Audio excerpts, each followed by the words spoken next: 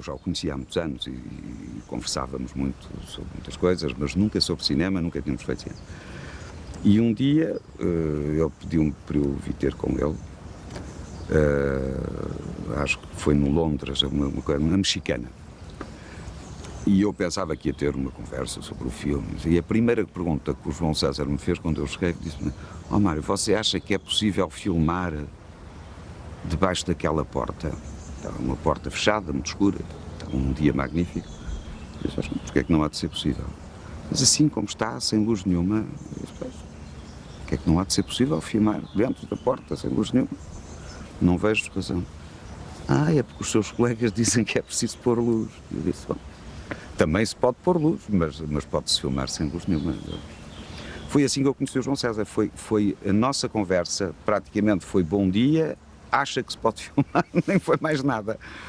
Não houve mais, não houve nenhum preâmbulo, não houve nada. Foi assim que começou a nossa conversa sobre.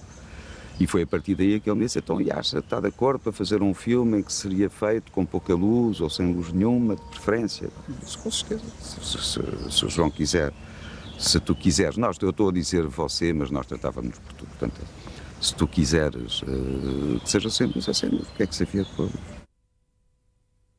O João até talvez tivesse querido, a uma certa altura, fazer um filme entre, como dito, normal, no sentido... ele tinha um certo fascínio pelos filmes de Orson Welles, ele gostava dos grandes movimentos de câmara, ele gostava dos planos de sequência, ele gostava dos movimentos de grua, mas ele tinha, de facto, desse ponto de vista, uma certa incompatibilidade com o espaço. Quer dizer, nos filmes dele isso não resultava. A comédia deles, ele começou por tentar fazer um filme normalíssimo, com um decoupage tradicional, com campos contra campos, com luzes que nunca mais acabavam, em cinemascope. Eu ainda vi algumas imagens disso,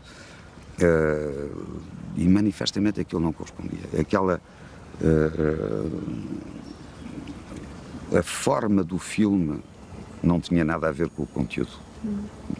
Por isso ele abandonou tudo e recomeçou, porque a Comédia de Deus foi filmado praticamente, houve 3 semanas de rodagem que ele deitou para o lixo. Mais uma vez, é preciso ter a coragem de dizer: "Olha, espalhei-me, isto não é o que eu quero", e recomeçámos a fazer a Comédia de Deus de outra maneira. Não propriamente sem luz, não era um dogma, não era um princípio, foi muito antes do dogma, evidentemente, mas não era um princípio absoluto, era, se não fosse necessário, não se punha luz. E acontece que durante o filme todo quase não foi necessário, mas na Comédia de Deus ainda fizemos alguma fotografia tipo clássico, muito pouca, mas ainda fizemos alguma. Que tipo de liberdade é que ele deixava a um diretor de fotografia? Nenhuma. Que é aquilo que eu prefiro num filme. Nenhuma. A luz de um filme é sempre, ou pelo menos deveria ser sempre, a luz do filme é o realizador que a faz. E cada vez estou mais persuadido disso. Agora que tive uma certa experiência como realizador, cada vez estou mais persuadido. A iluminação é feita pelo diretor de fotografia. A luz de um filme é feita pelo realizador. E quando me pergunta que liberdade é que eu tinha, não tinha nenhuma. O João sabia exatamente aquilo que queria e, portanto, felizmente, era de acordo. Discutíamos, evidentemente, poderíamos dizer: "Ouve lá, olha que aqui vamos ter este problema." Ou vamos ter aquele: "Olha, vai-se ver muito bem lá fora e não se vê cá dentro." Ou vai-se ver muito bem cá dentro e não se vê nada lá fora porque vai explodir. Isso eram conversas, interessa-te, não te interessa, é isto que queres, é isto que não queres. Mas senão, a partir do momento em que ele decidia que a câmara se colocava ali, a liberdade que tinha o diretor de fotografia era a liberdade de o ajudar a fazer aquilo que ele exatamente queria. Lembro-me perfeitamente de uma vez que fomos filmar para uma piscina, ali na Avenida de Roma, e aquilo era interior dia, e de facto não precisava de luz nenhuma. Mas, há sempre aquela coisa de um bocado tradicional, e ainda era o primeiro filme que fazia com o João, e se o João de repente acha que aquilo é preciso um bocadinho mais de luz, e não sei o quê. E então, lá se puseram uns HMIs, que são uns projetores potentes, em cima na piscina.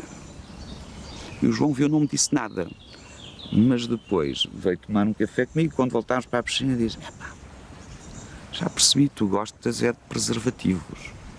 Eu disse, gosto de preservativos, mas a propósito de quê? Pensei que estávamos a falar de uma outra conversa qualquer que tivéssemos tido antes. Eu disse, mas a preservativos, então para que é que estão ali aqueles projetores na piscina? No caso de tu precisar, pois.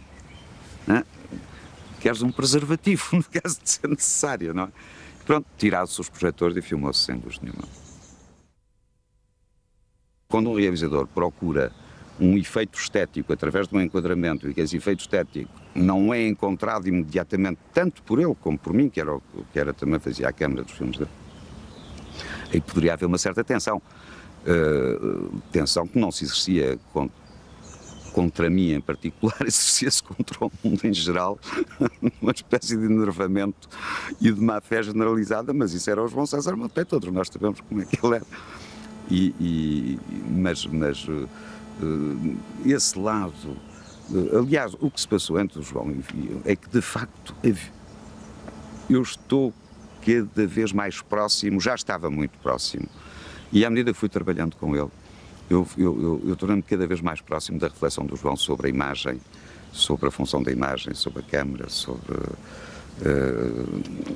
o João era uma espécie de caricatura, era uma espécie era um tipo que dizia alto e fazia aquilo que eu sempre pensei que poderia ser feito, mas não tinha nem função nem estatuto para isso. O João permitiu-se esse estatuto e conseguiu coisas extraordinárias. São dois filmes que, tendo, em termos de representação, a ver com a Comédia de Deus, porque de certa maneira são como que ensaios para ou takes que têm a ver com esse filme, de repente têm um outro elemento que se lhes associa, no caso do Passeio com Johnny Guitar, a banda sonora, uma passagem da banda sonora do filme do Nicolas Rey, e no caso do Bestiário, ou o Cortejo de Orfeu, um acontecimento que o espectador deverá ir ver e que é imediatamente referido ao Apollinaire e ao bestiário que o Apollinaire tem nesse seu livro.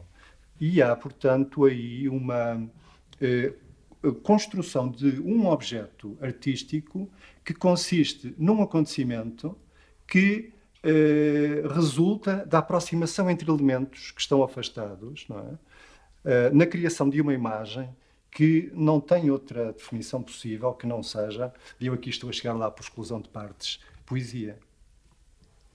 E podemos então falar no César como o criador de alguma coisa que, enfim, não é o único a tentar isso. Parte das experiências do cinema underground, ou mesmo do cinema novo, europeu, o Garrel, por exemplo, algum Godard, tem a ver também com esse tipo de criação de um efeito que poderíamos chamar o filme-poema, mas no caso do João César, de facto, isso tem um valor estético particular. No projeto inicial, o filme era bastante diferente do que acabou por ser a obra terminada. Isto é, na primeira versão, uma boa parte do filme passava-se em Veneza. Era preciso escrever, portanto, passar da sinopse ao guião. O João queria alguém para o acompanhar na escrita. Foi um processo muito complicado, passou por várias pessoas. Na altura houve uma colaboradora italiana, depois as coisas não correram bem. Portanto, digamos que a história deu, até se chegar à versão final do guião, houve alguns anos e houve bastantes acidentes de percurso. Quer dizer, nós ao fim de algum tempo percebemos que era absolutamente impraticável filmar em Veneza. Os preços os próprios decors, era tudo absolutamente astronómico. Em termos de logística era impensável, portanto ao fim de algum tempo desistimos. Um dos caminhos que o João queria experimentar era filmar em formato anamórfico, em scope. Evidentemente, foi uma coisa muito discutida, fomos várias vezes a Paris, falámos com várias pessoas, o João estava mais ou menos consciente do risco. O risco, quer dizer, o que é que implica filmar em scope? Isto é uma equipa muito mais pesada, muito mais luz. portanto, de certa forma, um espartilho de produção que não tinha sido habitual nos filmes anteriores, mas o João, apesar de tudo, queria correr esse risco. O orçamento eram quase 600 mil contos, o que implicava, com o que se conseguia em Portugal, era absolutamente impensável fazer o filme, portanto implicava coprodutores. O coprodutor principal, até por uma série de questões, seria a França. Passámos por várias voltas, começou-se com a Martine Marignac, que abandonou às tantas o projeto por achar que era ambicioso demais para os meios que ela conseguiu obter. Fez-se um détour pelo Toscan du Plantier, que também acabou por não ir a parte nenhuma, e acabámos na Polygram, na Pan-Européenne, uma espécie de uns aprendizes de multinacional com bastante dinheiro. E o filme, quando arrancou, era uma coprodução de 4 países, portanto Portugal, Itália, a Mikado Filmes, a Dinamarca, a Zentropa, portanto com o Lars von Trier, e a França, a Pan-Européenne, mais Eurimage. O que aconteceu foi que atores caros, bastantes atores estrangeiros, etc. E uma máquina de produção muito pesada. O que acontece é que filmámos, eu já não sei, umas 3 semanas talvez, e as coisas não estavam a correr bem. Não estavam a correr bem. Aliás, eu percebi isso logo nas primeiras rushes que fomos ver. Era uma cena com o João e com uma série de meninas, em que uma espécie de um baile filmado numa espécie de um pátio interior. Eu normalmente via sempre a rushes com o João.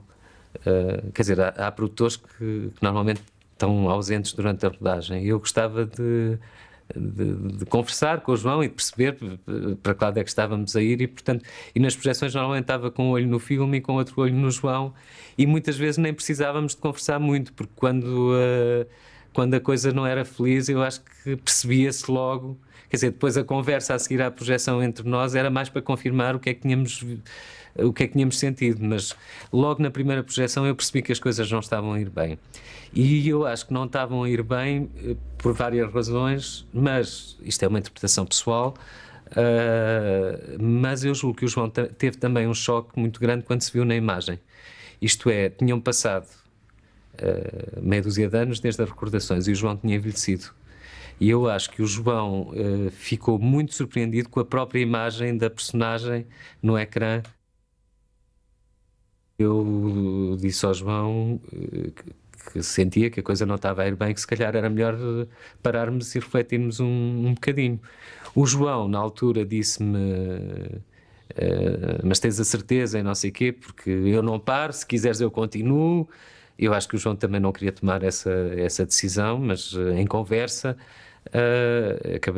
eu disse-lhe, eu acho que as coisas não estão a ir bem, e quando não estão a ir bem é escusar estarmos aqui a massacrar-nos todos uns aos outros. O melhor é parar e pensar e ver o que é preciso mudar.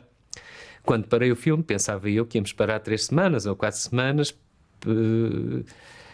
e acabámos por parar vários meses. A segunda fase da rodagem, apesar de tudo, correu relativamente bem. Do ponto de vista financeiro, eu estava um pouco com a corda na garganta, como se costuma dizer, mas tentei fazer todos os possíveis para que isso não se sentisse em relação ao projeto.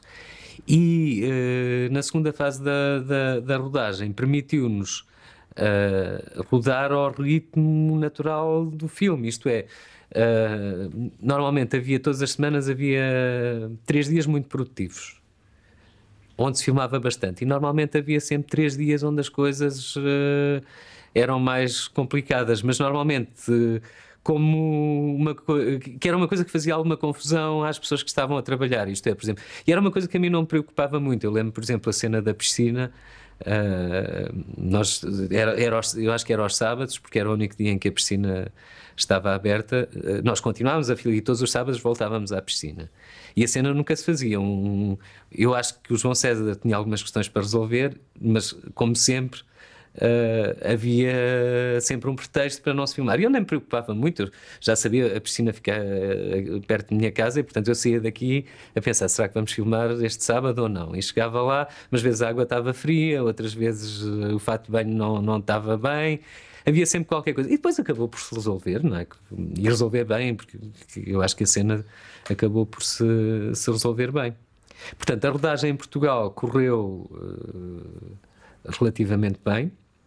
Era suposto continuarmos a filmar em Paris. O guião da Comédia de Deus era a Comédia de Deus e as Bodas de Deus. Portanto, o guião era uma coisa desta grossura.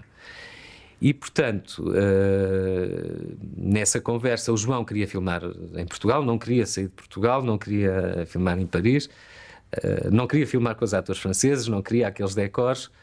E eu disse-lhe que, tudo bem, voltamos para Lisboa, mas este filme são 2 filmes. Enquanto produtor, eu sabia que dispunha dos meios X. E não estava muito preocupado. Quer dizer, eu acho que era relativamente flexível, de maneira a poder ir adaptando os meios e ir alterando o plano de trabalho, fazendo modificações, inclusivamente mudando o guião à medida que o filme se ia fazendo. Quer dizer, fazia parte um pouco da lógica do que aquele filme era. Logo, a decisão inicial de filmarmos por ordem cronológica tinha muito que ver com a ideia de que, à medida que o filme fosse sendo feito, nós podíamos, sobretudo o João, podia ter ideias novas, trazer coisas novas para o filme e que, do ponto de vista de produção, era possível responder a esse desafio. Encontrei-me várias vezes com ele e com o Manel João, entretanto conheci o Joaquim também. E depois devem-me ter dado o guião, não sei se me deram logo no segundo encontro. O segundo encontro penso que foi quando fui ver o filme, o Silvestre. Não sei se me deram logo o guião. Pronto, finalmente li o guião e fiquei a saber de facto o que é que ia ter que fazer. Fiquei um bocadinho assustada, mas não me moveu de nada. Foi contínuo, foi tudo muito contínuo, foi uma coisa muito... Depois houve sempre uma... Depois ele conheceu a minha mãe, depois fomos jantar, tivemos um jantar com o Joaquim, com o João César, com o Manel João e com a minha mãe, penso que para dar um bocadinho de confiança, não é? Porque eu era muito novinha, tinha 17 anos, e para a coisa ser feita com pés e cabeça, tudo muito, muito direitinho. Penso que o João César faria questão disso. Era um bocadinho a ponto de honra da parte dele. Entreguei-me e deixei-me levar, porque de facto depois comecei a perceber que estava a ser bem levada. Estava a ser... tinha alguém que fazia isso por mim e que eu não tinha que fazer mais nada. Aliás, era esse o meu papel, era não fazer nada, era deixar-me levar. Acho que foi precisamente isso que foi mais ou menos acordado, sem palavras. Foi um acordo mútuo houve um encaixe. Acho que houve um encaixe quase perfeito de situação. Pronto. Eu não tinha mais para dar também. Eu não tinha muito para preparar em relação ao processo da personagem da Joaninha. Não tinha. Eu não tinha meios, não tinha técnicas, não tinha nada nesse sentido. Portanto, aquilo que eu tinha era o que eu era. Portanto, e acho que percebi isso, não é? E seria isso que o João César também pretendia. Era a pessoa em quem eu mais confiava, era a pessoa com quem eu ia contracenar. Portanto, foi se calhar por isso é que funcionou, nunca funcionaria de outra maneira, não é? Porque havia uma continuidade, um brincar, não é? Brincar às histórias, mas sem brincar, não é? Aquilo era quase uma brincadeira, um jogo, vamos brincar agora aos filmes, ou vamos brincar Então foi muito, muito natural. E isso, claro, fantástico, se é ele que dirige, melhor ainda. Houve cenas que me gostaram. A cena dos ovos gostou-me imenso. Foi extremamente, fisicamente desconfortável e psicologicamente também foi muito forte. Foi muito forte. A cena dos ovos foi mesmo forte. Uma cena muito confortável para mim foi a dos berlindes, em que se vê, acho que se vê a imagem da Joaninha refletida no espelho, não é? E estou a brincar com os berlindes. Talvez tenha sido a cena em que eu fui mais indiretamente observada, não é? Mais indiretamente filmada. Portanto, sentia-me mais escondida, mais... a cena do banho, por exemplo, do banho de leite, não me senti muito desconfortável, por acaso. Não, até foi bastante confortável para mim. Foi uma coisa que podia aparentemente ser mais desconfortável, mas não cenas mais desconfortáveis. O mínimo de repetições possível. Era o mais simples possível e parece que havia, pelo menos sentia muito pudor da parte do João César em relação a repetir planos. Não era para estar ali a repetir, era para fazer. Se havia qualquer coisa que corria mal, normalmente repetia-se uma vez, fazia-se um primeiro, depois segunda vez, se bem me lembro. Mas não havia aquela coisa da repetição exaustiva, a não ser que alguma coisa corresse mal, mas não aconteceu, estava tudo tão controlado, o espaço. Eu, da minha parte, estava a esforçar-me ao máximo por cumprir aquilo que tinha que fazer. O João César também estava relativamente segura daquilo que fazia. Não havia repetições exaustivas, era o mínimo possível. Um olhar lúcido, hiper lúcido, uma hiper lucidez e de uma profundidade,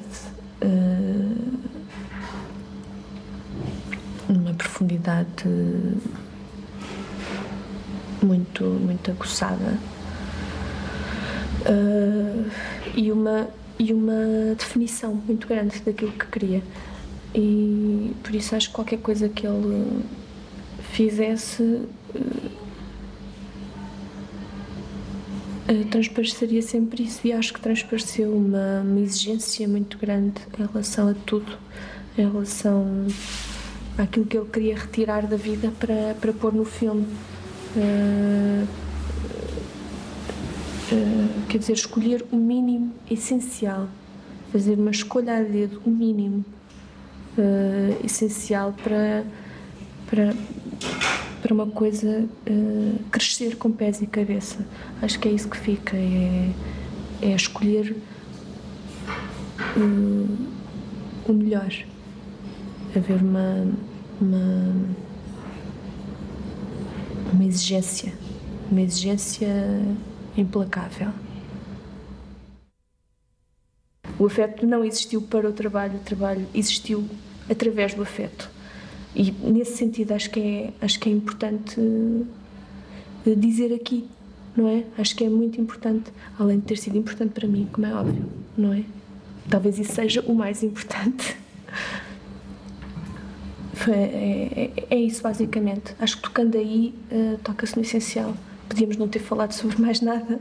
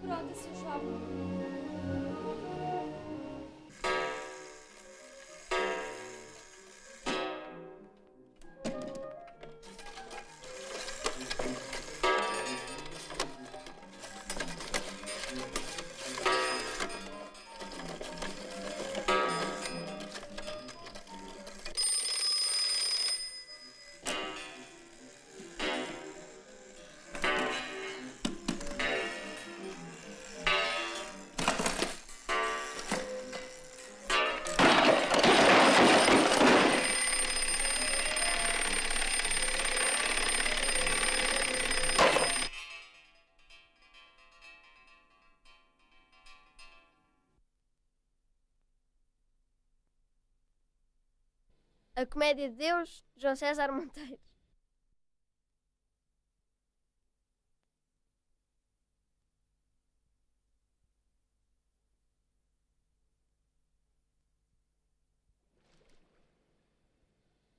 A Comédia de Deus, João César Monteiro.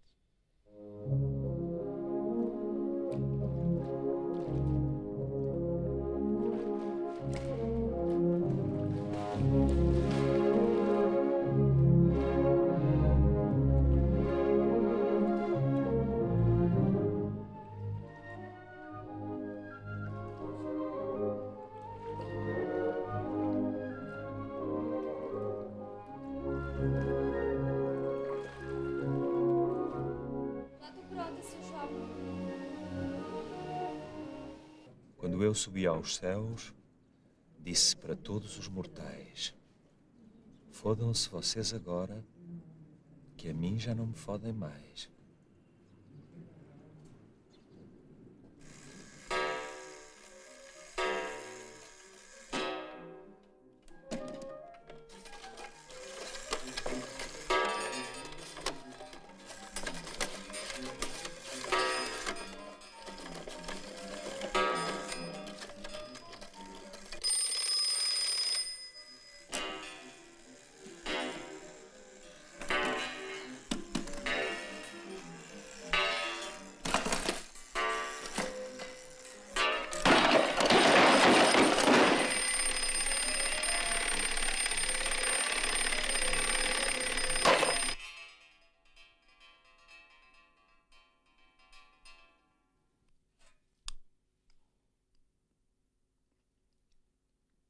Monsieur, votre glace, c'est de la merde.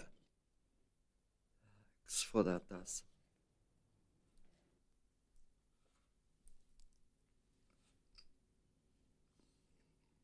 Mais monsieur, votre glace, c'est de la merde.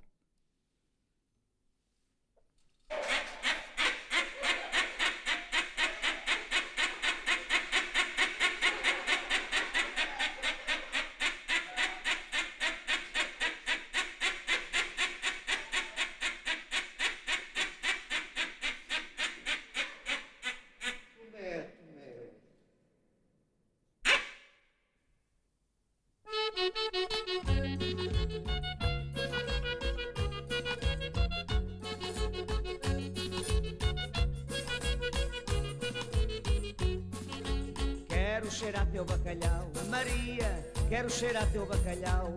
Mariazinha, deixa-me ir à cozinha, deixa-me ir à cozinha para cheirar teu bacalhau. Quero cheirar teu bacalhau, Maria, quero cheirar teu bacalhau. Mariazinha, deixa-me ir à cozinha, deixa-me ir à cozinha para cheirar teu bacalhau. Silêncio absoluto. Joaquim Pinto apresenta A Comédia de Deus, de João César Monteiro.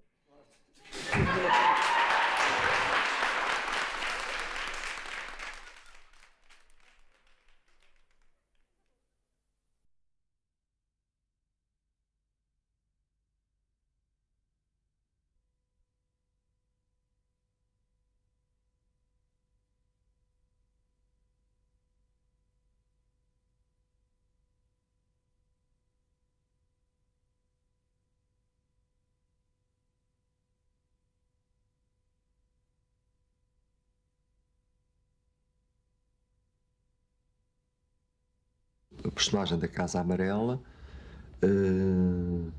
se bem me recordo, não fazia assim grande coisa na vida, portanto não tinha uma atividade profissional muito estável. Vivia de... eu já nem sei de que é que ele vivia um bocadinho do ar, salvo erro, não é? Portanto, João Deus encontrou pessoas que eram muito bondosas e que lhe propiciaram este bem-estar. A Casa Amarela é o filme que corresponde a um período intermédio da vida do Sr. João Deus. Portanto, o Sr. João Deus já foi novo, não é? E esse filme não está feito, ou se calhar está. Entretanto, estabilizou, aburguesou-se como...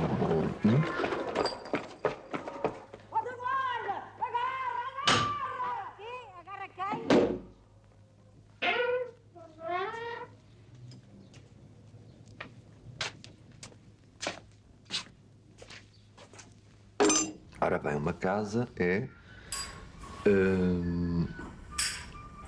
uma coisa que leva anos a fabricar, portanto, e quando digo anos, leva uma vida e que está sempre sujeita a peripécias e aos acidentes da dita. A fotografia não deve fazer parte do drama. Deve ser independente. Portanto, limita-se a registar e a reproduzir. Nem mais nem menos. Isto está mais ou menos arrumadinho. Portanto, há duas cenas aqui. Portanto, há uma mesa redonda com luz de cima. Aqui é a verdadeira casa de banho, portanto, que não vai ser utilizada a não ser em dois planos.